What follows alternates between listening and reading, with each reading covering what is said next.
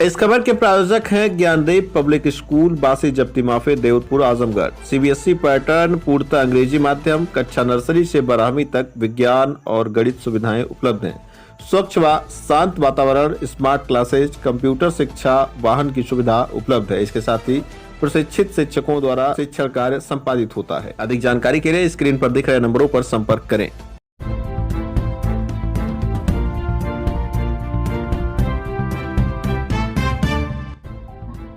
नमस्कार, आप देख रहे हैं तेज न्यूज। मैं हूं आपके साथ विनोद राजभर। आइए शुरू करते हैं खबरों का सिलसिला।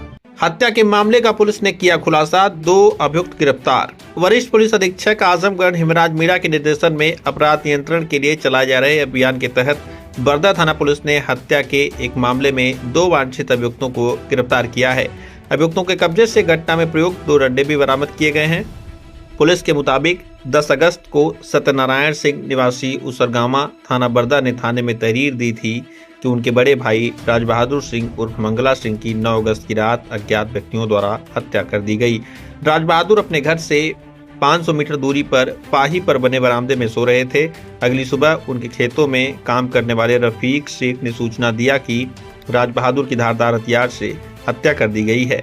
इस आधार पर थाना बरदा में अज्ञात के खिलाफ मुकदमा अपराध संख्या 237/25 धारा 103(1) BNS के तहत मामला दर्ज किया गया। दिनांक 18 अगस्त 2025 को थानाध्यक्ष राजीव कुमार सिंह के नेतृत्व में पुलिस टीम ने मुखबिर की सूचना के आधार पर जिबली मोड़ के पास सुबह 6:50 पर 2 अभियुक्तों आसिफ शेख उम्र 19 वर्ष और मेहताब आलम उम्र 20 वर्ष निवासी उसरगामा थाना बरदा को गिरफ्तार किया गया।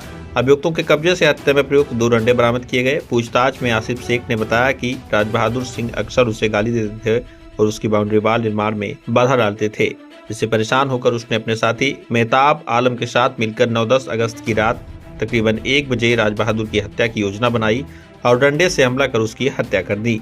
गिरफ्तारी में बरदा थाना पुलिस के साथ स्वाट और सर्विलांस टीम भी शामिल रही, जिसमें थानाध्यक्ष राजीव कुमार सिंह, उप निरीक्षक मनीष सिंह, कांस्टेबल आशुतोष कुमार, छोटेलाल, विद्याकांत, स्वान टीम प्रभारी राजकुमार सिंह, सर्विलांस सेल प्रभारी अतुल मिश्रा और कांस्टेबल चंद्रमा मिश्रा भी शामिल रहे। देखिए, थाना बरदा में 9/10 की रात्रि में एक घटना हुई थी, जिसमें एक राज बहादुर सिंह नाम के व्यक्ति की जो डेड बॉडी है उन्हीं के घर में वहाँ पे मिली थी, जो कि खेतों के पास में बना हुआ था। और ये अपने घर से करीब 500 मीटर दूर जो खेतों में घर था वहाँ बना के रहते थे। और सुबह इन्हीं के भाई ने थाने पर सूचना दिया कि हमारा जो भाई है उसको किसी ने सिर पे चोट मारी है और उसकी वजह से उसकी मृत्यु हो गई है। और इसी सूचना पे थाना प्रभारी बरदा एसपी सिटी साहब और सीओ लालगंज साहब ने घटनास्थल का निरीक्षण किया गया और ये देखा गया कि सिर पे किसी डंडे से या लाठी से चोट मार के और इस घटना को अंजाम दिया गया है। और इसमें तत्काल मुकदमा पंजीकृत किया गया और फॉरेंसिक टीम है उसके माध्यम से जाँच भी कराई गई। आसपास के लोगों से पूछताछ किया गया तो कोई इस तरह का कोई जानकारी नहीं मिली थी, लेकिन पुलिस ने फिर बाद में इसमें काफ़ी डिटेल में जानकारी किया गया। तो आज 2 लोगों की गिरफ्तारी हुई है, जिसमें एक आसिफ शेख है, ये भी उसरगामा के रहने वाले हैं, और जो दूसरा है मेहताब आलम, ये भी वहीं के रहने वाले हैं और ये उन्हीं के पड़ोस में रहते थे। और ये जो राज बहादुर सिंह है, इनके बारे में इन लोगों को ये था कि वो जब भी इनके खेत के पास से गुजरते थे तो ये उनको कुछ कभी कभी जो अभद्र भाषा बोल देते थे। और इसके अलावा इनका ये कहना है कि एक बाउंड्री वॉल भी बनानी थी, उसी को लेकर भी वो बनाने नहीं दे रहे थे। तो काफ़ी दिन से ये उसको सबक सिखाने के उसमें थे। और उस दिन इन्होंने रात्रि में पहले दोनों लोगों ने मिलकर प्लान किया और फिर लाठी डंडा लेके वहाँ पे पहुँचे। और पहले इन्होंने उसको पीटने का प्लान किया था, लेकिन चूँकि वृद्ध थे वो दोनों तरफ तकिया लगा के सोते थे, तो ओढ़ के जब सोए हुए थे मच्छरदानी के अंदर, तो इन्होंने पहले सिर पे चोट मार दी, जिससे उनको सिर में 2 चोट लगी और फिर एक्सेस जो ब्लीडिंग हुई उसकी वजह से उसकी डेथ हो गई। और ये लोग वहाँ से फिर मौके से भाग गए।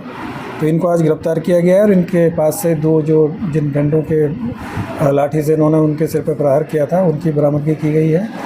इनको गिरफ्तार करके जेल भेजा जा रहा है और आगे किस्म विधिक कार्रवाई साक्ष्य के आधार पर की जा रही है। सर, इस पूरे मामले में कुछ हॉरर एक्टिविटीज़ के भी एंगल जोड़े जा रहे थे इस मामले में, क्या थी सच्चाई इसकी? देखिए, पहले क्योंकि घटना बिल्कुल ये जानकारी नहीं थी, एक तो आइसोलेशन में घर बना हुआ था और लोगों का ये भी कहना था कि हो सकता है कि कोई और भी इसमें कारण रहा हो। लेकिन जब हम लोगों ने इसकी गहराई से जांच किया गया और बाकी जब चीज़ें निकली तो इन चीज़ें यही निकल के आई कि इन लोगों के द्वारा वो व्यक्ति इनको काफ़ी दिनों से मतलब इनका ये कहना है कि वो इनको गाली गलौज करता रहता था, तो उसी बात से लोग परेशान थे और इनका कहना है कि हम उसको पीटने गए थे, लेकिन गलती से जो पैरों पे डंडा ना लग के और सिर की तरफ से हम लोगों ने शुरुआत की और इसी की वजह से उनको सिर पे 2 डंडे लगे। और जब इनको पता हुआ तो वहाँ से मौके से भाग गए और चूँकि रात्रि में वो अकेले थे, वहाँ पे कोई आस पड़ोस में कोई था नहीं, तो उनकी चीख पुकार भी किसी ने नहीं सुनी और एक्सेस ब्लीडिंग की वजह से फिर उनकी डेथ हो गई। हॉरर एक्टिविटी इन्हीं के द्वारा लिखी गई थी, जो हॉरर एक्टिविटी दरवाजे वगैरह लिखी गई थी मुलजिमों के द्वारा लिखी गई थी? नहीं, इस तरह की कोई इसमें इनसे इस तरह की जानकारी नहीं मिली है। ठीक है।